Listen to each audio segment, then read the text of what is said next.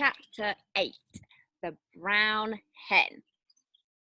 George stood in the farmyard looking up at the roof. The old farmhouse had a fine roof on pale red tiles and tall chimneys. There was no sign of Grandma. There was only a song thrush sitting on one of the chimney pots singing a song. The old Wurzels got stuck in the attic, George thought. Thank goodness for that. Suddenly, a tile came clattering down from the roof and fell into the yard. The song thrush took off fast and flew away. Then another tile came down, and then half a dozen more. And then, very slowly, like some weird monster rising up from the deep, Grandma's head came through the roof. Then her scrawny neck and the top of her shoulders. "How am I doing, boy?" she shouted. "How's that for a bust-up?" "Don't you think you'd better stop now, Grandma?" George called out. "I have stopped," she answered. "I feel terrific. Didn't I tell you I had magic powers? Didn't I warn you that I had wizardry in the tips of my fingers? You wouldn't listen to me, would you? You wouldn't listen to your old Grandma." "You didn't do it, Grandma," George shouted back at her. "I did it.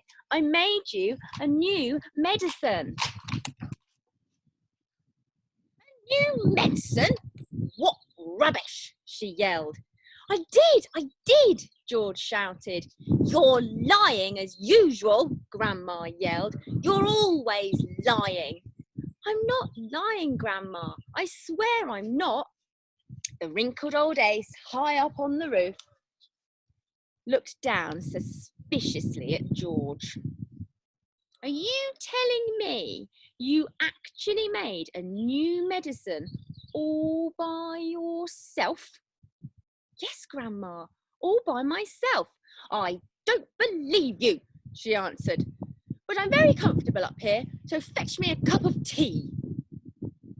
Brown Hen was pecking around in the yard, very close to where George was standing. The hen gave him an idea. He uncorked the medicine bottle and poured some of the brown stuff onto the spoon.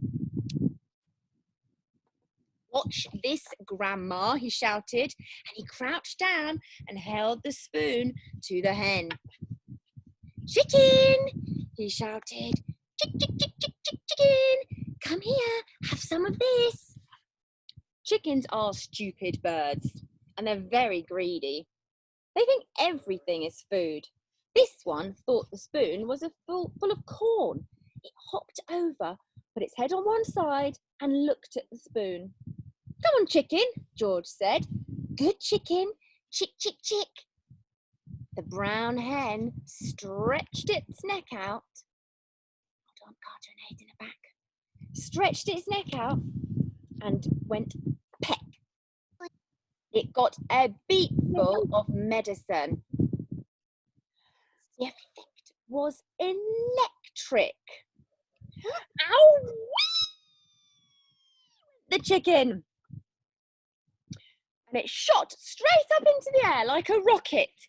It went as high as the house. Then it came down again into the yard, splosh, and there it sat with its feathers all sticking out straight out from its body. There was a look of amazement on its silly face. George stood watching it. Grandma up on the roof was watching it too. The hen got to its feet. It was rather shaky. It was making funny gurgling noises in its throat, and its beak was opening and shutting. It seemed like a pretty sick hen.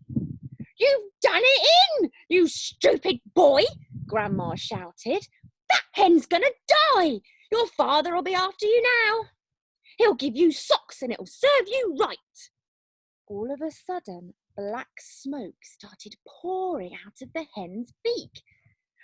"It's on fire!" Grandma yelled. "That hen's on fire!" George ran to the water trough and got a bucket of water. "That hen will be ready for roasting," Grandma shouted. George sloshed the bucket of water over the hen.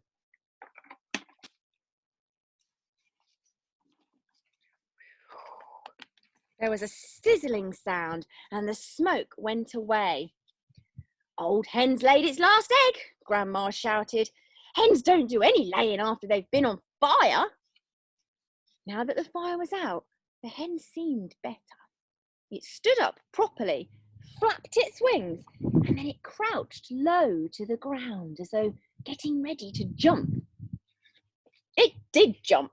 It jumped high up into the air and did a complete somersault before landing back on its feet.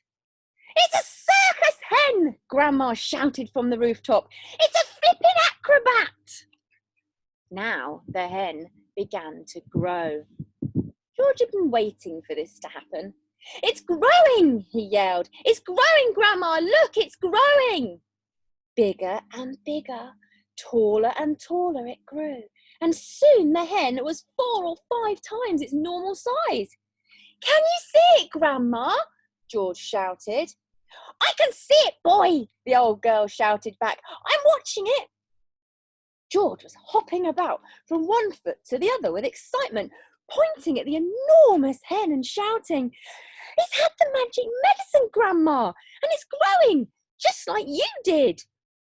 But there was a difference between the way the hen was growing and the way Grandma grew. When Grandma grew taller and taller, she got thinner and thinner. The hen didn't. It stayed nice and plump all along. Soon it was taller than George, but it didn't stop there. It went right on growing until it was as big as a horse, and then it stopped. "Doesn't it look marvellous, Grandma?" George shouted. "It's not as tall as me," Grandma sang out. "Compared with me, that hen is titchy small. I'm the tallest of them all."